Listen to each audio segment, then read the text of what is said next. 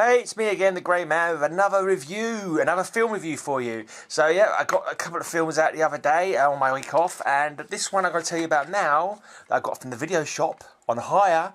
It's called The Ghoul. Okay, it's a British film, and I'm going to tell you some more about it. Okay, so The Ghoul, not to be confused with the 1975 film of the same name that starred Peter Cushing, and to be honest, I think I would have rather watched that again. It's been a long time since I've seen that. But yeah, this was one of those, I don't know how we describe it, one of those intelligent, no, clever, no, confusing, that's probably the best word, confusing horror movies where you're not sure what's going on, and half the time you think to yourself, do I even care what's going on? One of those kind of ones. To be honest, I just watched this one after I'd seen A Ghost Story, and I think maybe my brain had been turned off by the boredom of watching A Ghost Story, that I actually didn't catch what was going on in this film. Starts off, someone's been murdered, there's a homicide detective. Next thing I know, there's somebody who's depressed, going to psychiatrists, and it didn't. And then about halfway through, I suddenly realised it was the same person. That's how. Yeah, so it's probably not the best way to review it. The fact that I admit that I completely did not catch that it was the same person. I do have bad facial recognition sometimes, but I didn't clock it was the same bloke. But it just kind of went nowhere. This film, it went nowhere. He was pretending to be depressed, visiting a psychiatrist. I didn't catch why he was visiting these psychiatrists, what the reason that he was going to see these people were. Were they suspects?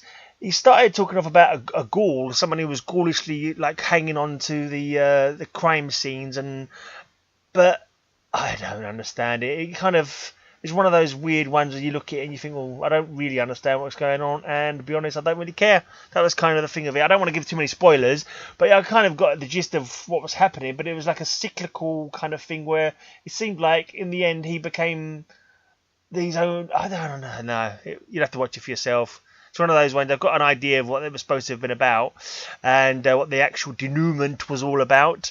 But yeah, it was just not worth the watch. It was just too. It was long and boring.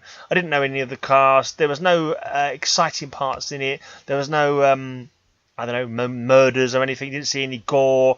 There was no moments of fear or anything like that. It was just boring. And then you kind of ended up kind of guessing what was going to happen to a certain fashion, and it happened. And it was boring. There you go. Not a very good review, really.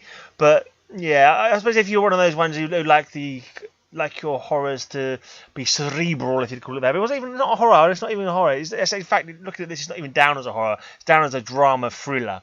But yeah, I wouldn't call it particularly thrilling. I can't remember what certificate it was. It can only have been I can't believe it would have been more than a 12, to be honest, thinking about it, because there was nothing really apart from there was a bit of drug use, I think, maybe a bit of swearing. I don't think there was even any. Was there some sex in it at one point?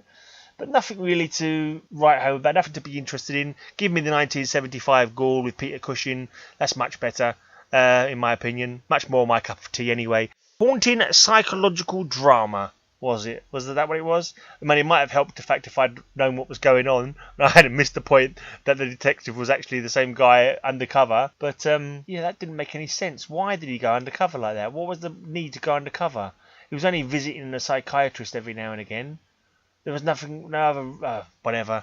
I dare say if you paid more attention to it, it might have made more sense. But to me, yeah, definitely not a film that I would be watching again, or advising anyone else to watch, unless they like really slow, boring movies that don't go anywhere much.